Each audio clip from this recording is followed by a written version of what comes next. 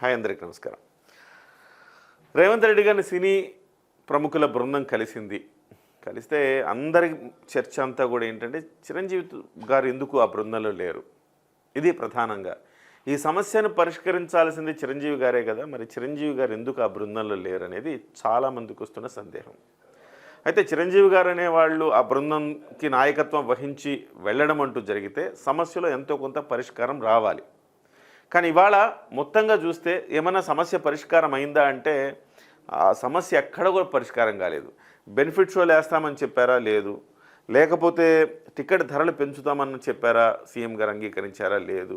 అలాగే ఇక ఏ అంశంలో కూడా అవి చెప్పకపోగా మరికొన్ని అంశాలు ప్రధానంగా చర్చకు వచ్చినాయి. ఏంటంటే సామాజిక బాధ్యతతో వ్యవహరించాలి, మీరు ఇలా చేయాలి, అలా చేయాలి, ఇలా చేయాలని చెప్పేసి వాళ్లకు సూచనలు, ఆదేశాలు జారీ చేశారు లిటరల్లీ.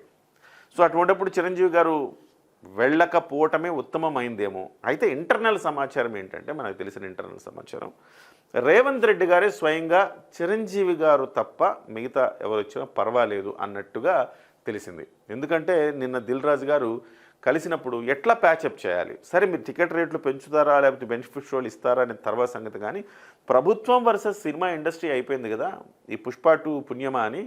దీని నుంచి ఎట్లా బయటపడాలి, ఒక సయోధ్య ఇద్దరి మధ్య ఒక రకమైన మంచి భావన ఉండేలాగా చూడాల్సిన అవసరం యాజ్ ఏ ఎఫ్డీసీ చైర్మన్ ఆయనకు ఉన్నది కదా, ఫిల్మ్ డెవలప్మెంట్ కార్పొరేషన్ చైర్మన్గా.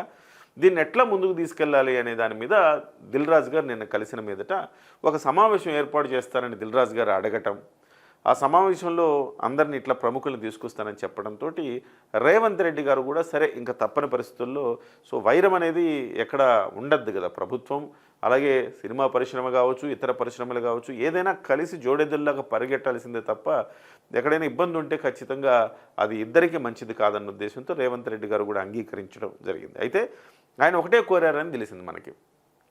గతంలో కూడా చిరంజీవి గారి సారథ్యంలో సినిమా బృందం వెళ్ళి చిరంజీవి గారు నమస్కారం పెట్టి జగన్మోహన్ రెడ్డి గారిని అడగటం జరిగింది సినిమా టికెట్ల రేట్లకు సంబంధించిన అంశాలు. అయితే ఈసారి చిరంజీవి గారు కూడా వస్తే మళ్ళీ అవన్నీ అడిగితే ఇప్పుడు రేవంత్ రెడ్డి గారు ససేమిరా అనాల్సి వస్తుంది. అలా అంటే పెద్ద ఆయన్ని అవమానించినట్టుగా ఉంటుంది, అది కరెక్ట్ కాదన్న ఉద్దేశంతో రేవంత్ రెడ్డి గారే పెద్ద ఆయన వద్దు, చిరంజీవి గారిని లేకుండా మీరు బృందం రండి, సో మామూలుగా మాట్లాడుకుందామని ఆయన చెప్పినట్టుగా తెలిసింది. సో అందుచేతనే చిరంజీవి గారు లేకుండా ఈ బృందం వెళ్ళినట్టుగా చెప్తున్నారు. చిరంజీవి గారు వచ్చి ఉంటే ఖచ్చితంగా బెనిఫిట్ షోలు పక్కన పెడితే కనీసం ఆయన కొడుకు సినిమా కోసం చిరంజీవి గారు వెళ్ళినట్టుగా ఉంటుంది, పైగా అల్లు అర్జున్ గారి అంశాన్ని చర్చించడానికి వెళ్ళినట్టుగా ఉంటుంది. ఇవన్నింటిలో ఎటువంటి సానుకూల ఫలితాలు రానప్పుడు చిరంజీవి గారు అవమానపడ్డారు అన్న ఒక సంకేతం కూడా బయటకు వస్తుంది. సో ఇలాంటివన్నీ కూడా మళ్ళీ కొత్త వివాదాలకు, కొత్త అనుమానాలు, కొత్త చర్చలకు తావివ్వాల్సిన అవసరం లేదు అనేది ముఖ్యమంత్రి గారి ఆలోచనగా కనబడుతోంది. అందుకే ముఖ్యమంత్రి గారు సున్నితంగా చెప్పారట, చిరంజీవి గారు వద్దు ఈ బృందంలో, మీరు నిర్మాతల వరకు రండి చాలని. అయితే ఈ నిర్మాతలతో పాటు దర్శకుల్ని అలాగే కొంతమంది హీరోలను కూడా తీసుకుని దిల్ రాజు గారు వెళ్ళటం జరిగింది. మొత్తం మీద ఒక సయోధ్యకు సారీ సేయింగ్ అనాలి. అంటే సారీ సేయింగ్, పుష్ప 2 చేసిన అల్లరి ఇంత అంతా కాదు, పుష్ప 2 చేసిన డ్యామేజ్ చాలా పెద్ద ఎత్తున డ్యామేజ్ చేసింది. ముఖ్యంగా అల్లు అర్జున్ గారి యాటిట్యూడ్ చేసిన డ్యామేజ్ని ఏదో ఒక రకంగా సినిమా ఇండస్ట్రీ తరపున మన్నించాలి అని కోరటానికి వెళుతున్నప్పుడు ఆ బృందంలో చిరంజీవి గారు వద్దు అనేది సహేతుకమైన నిర్ణయమే. అటు రేవంత్ రెడ్డి గారు ప్రతిపాదించిన, దిల్ రాజు గారు అమలు చేసిన ఇది సహేతుకమైన నిర్ణయమని మనం భావించవచ్చు. నమస్తే.